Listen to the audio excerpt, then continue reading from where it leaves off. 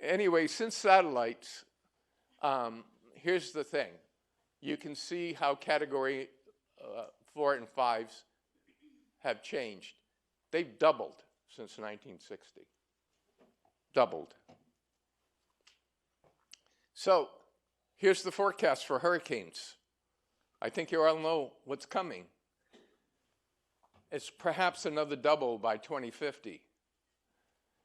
Right now, the baseline is 3 major hurricanes a year. In the last 2 years, we've had 11. 11. By 2030, we'll average 3 or 4, then 2040, 3 to 5, and 2050, 4 to 6.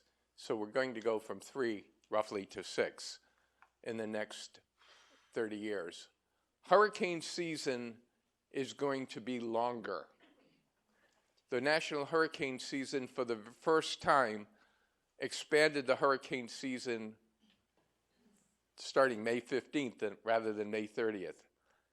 And it's my prediction by 2050, hurricane season will start on April 1st and go to Christmas. So we're always going to have hurricanes around.